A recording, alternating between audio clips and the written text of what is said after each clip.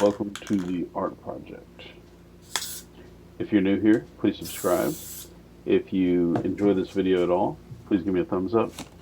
As you know, this is going to be a new and different one from my normal art videos. Here, I'm going to be making a desk. Alright, we're going to do a little video here. Hadn't planned on doing this video. It's a little different than what I normally do, but I just thought I'd show y'all. I'm making a computer desk. I got this piece of plywood. This is half of it. This is the other half.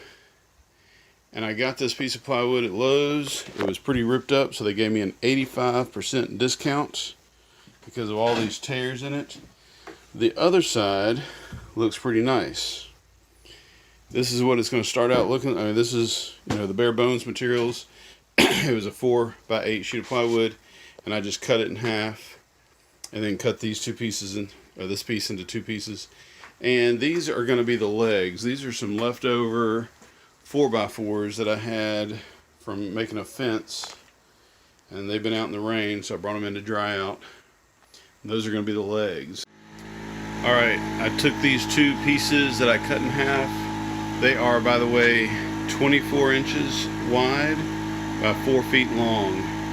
And what I've done is I've sanded, this is going to be like the inside, and I sanded all of this stuff that was torn up. I sanded it down so that it wouldn't have a raised areas in it, because I'm going to put glue all over this and glue all over that, and then fold them together like a taco and glue them together so it'll be 1.5 inches thick.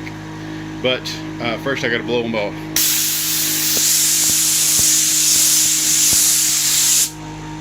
Now I'm going to take this glue and this roller, and I'm going to roll glue all over it. Don't even need a roller for this, because I'm just going to put a bunch of glue on there.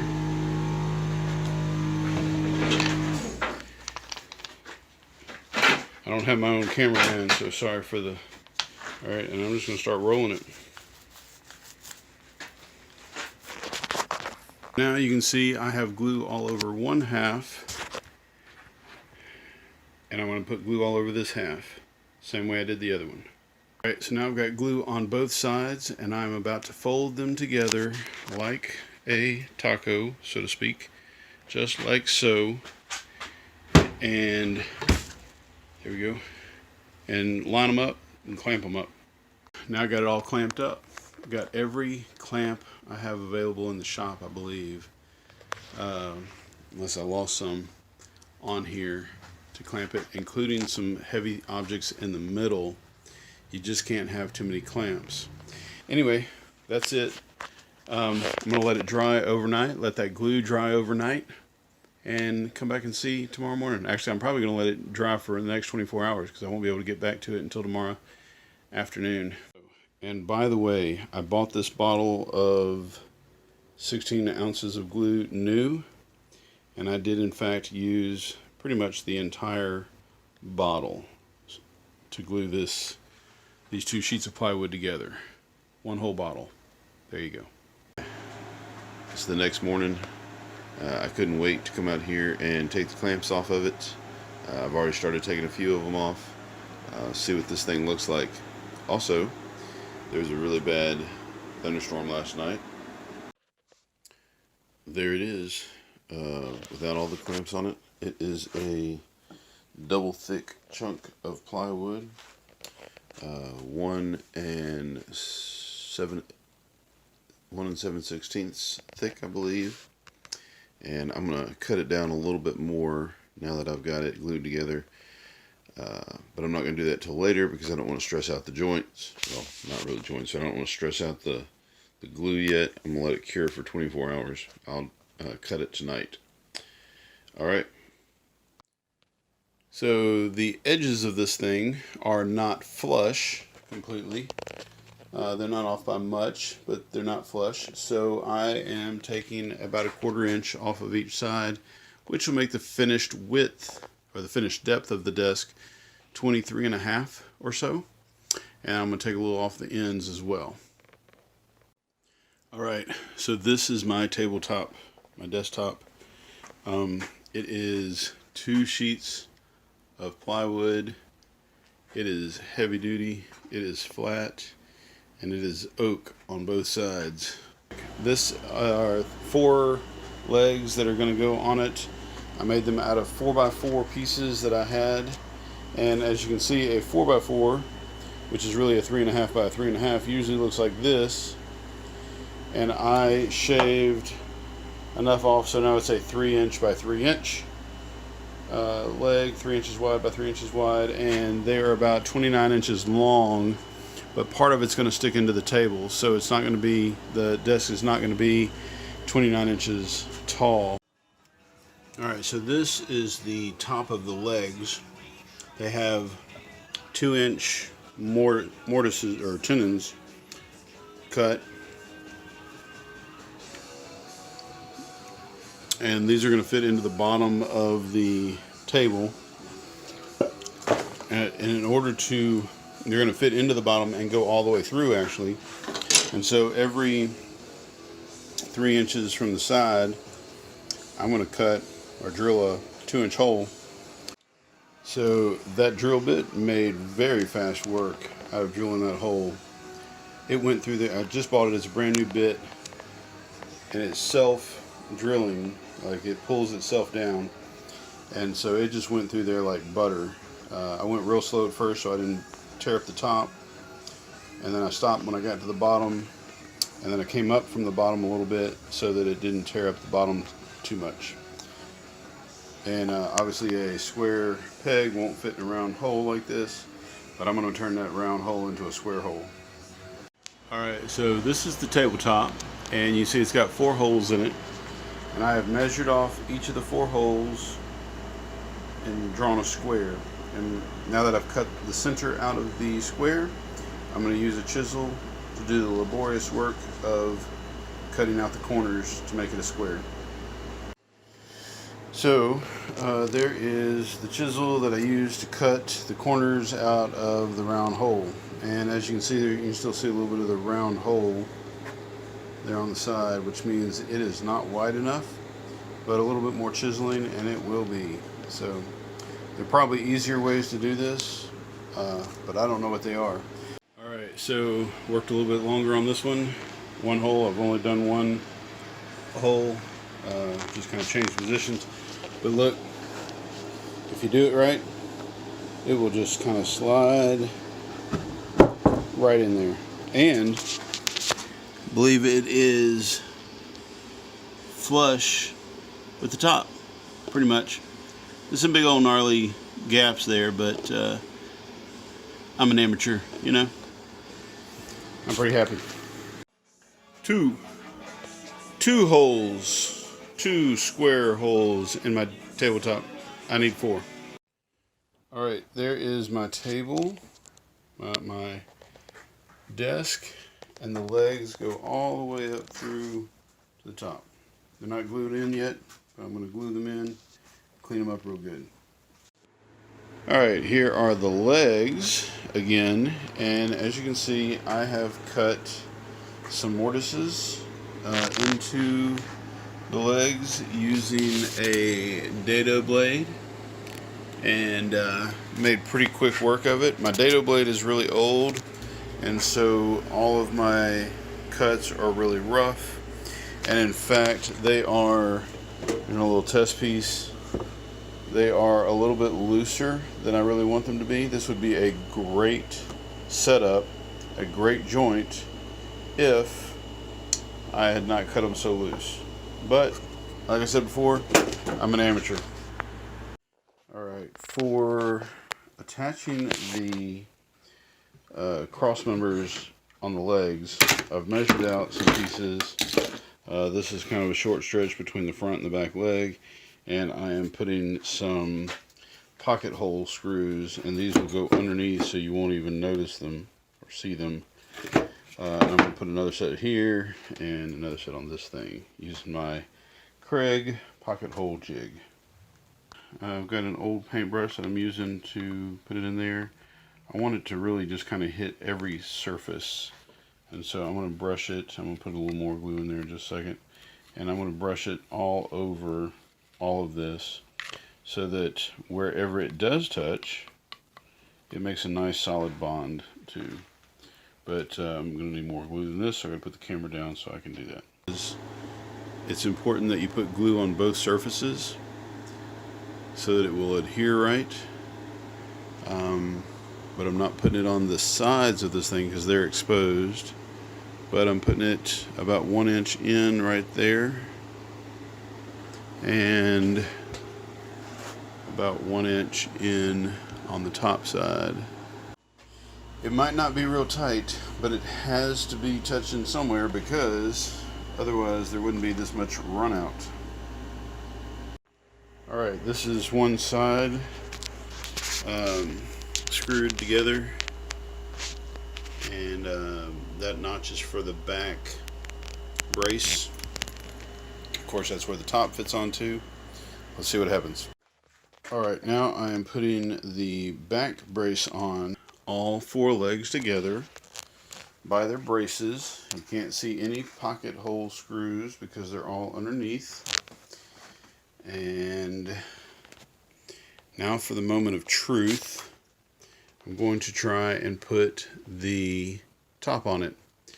And the miracle will be if all 4 of those tenons line up with all 4 of those holes, those mortises. Let me find out what happens. It did it. It worked. I must confess that I had to do all of the figuring out for this thing by math. I measured, added, subtracted, and did what all it took to make sure that those mortises were the right depth and the brace was the right length and all that, so that they would go straight up into the top and fit. And they do, and I'm too excited. Now I'm going to take the top back off, put a lot of glue on it, and then put it back together again. Alright, here it is again, this time with a lot of glue all over it. And it took me so long to put the glue on all of these and in all of the holes that I decided to go back and put a second coat of glue on these. So there is lots of glue because, like I said before, glue is really the strongest part of it all. As long as the joints are tight and the glue touches it, the glue will hold better than anything. So the top's not going to have any screws or anything in it. It's going to be gravity, mortises, tenons, and of course the glue.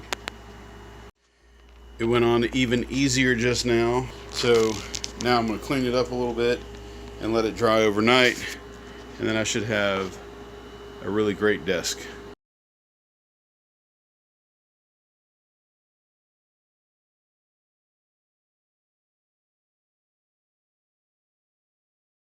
We are outside. I'm about to start sanding it.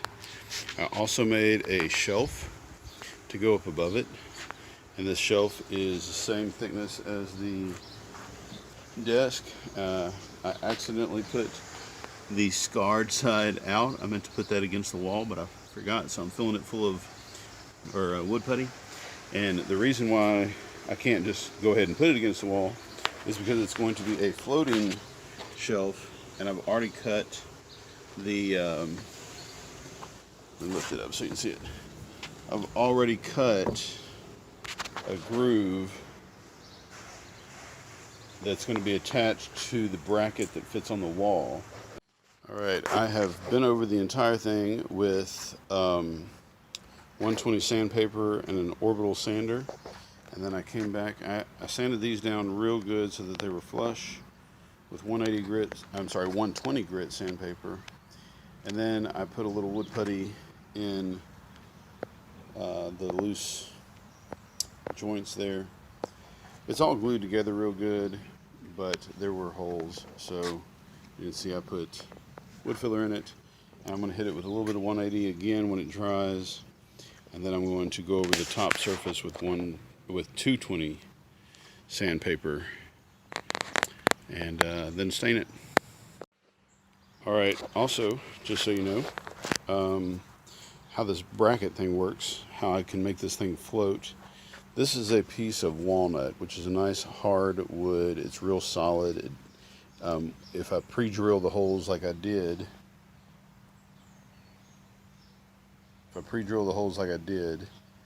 then it won't split, and it's just really, really solid. You know, it's not quite steel, but it is solid wood and hard. So what I'll do is I'll screw this to the wall first. This is upside down.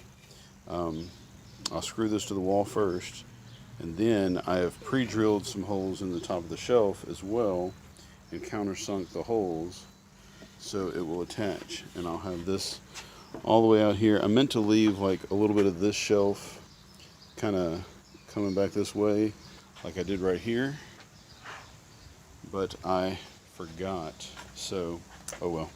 But I'll put this right there, and once it's stained, it might not be as noticeable. Once this is stained, it kind of matches this, at least in value. And then this will attach to the wall. Back to sanding. Alright, now I've sanded the top with some 220. I'm not too worried about the legs. I sanded them with 120, and that's about as good as it's going to get. I'm impatient, and I'm not doing this for anybody else, so I just got a nice smooth top. I was going to tell you about this earlier. It appears that I have sanded all the way down into the glue between the layers, and that's alright. I'm going to sand it dark. Stain it a dark color, so maybe that won't show up too bad. I don't know. We'll find out. But like I said before, I also did a little bit here.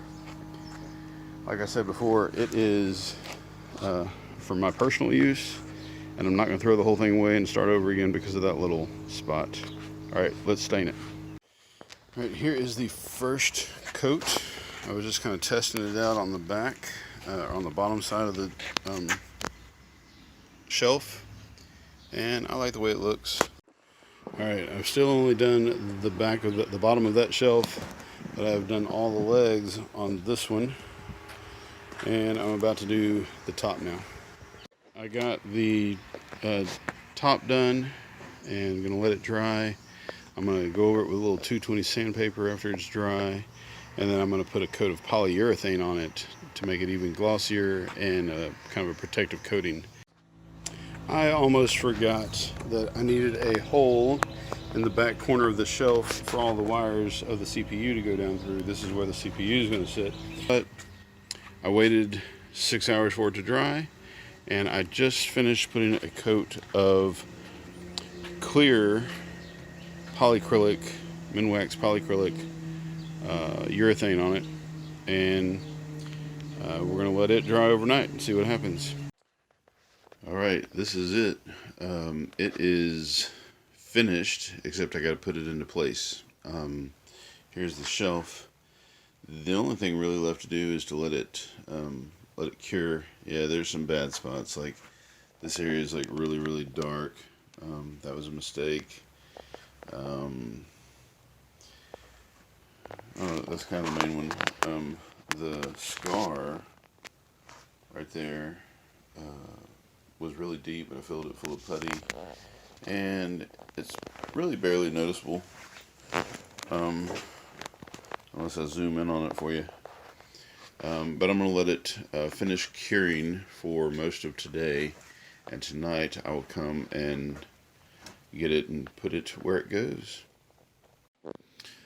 Alright, so might have sort of failed you as far as this video goes. I have actually had the desk in place for a while and didn't show you the installation of it and all, but there's the shelf.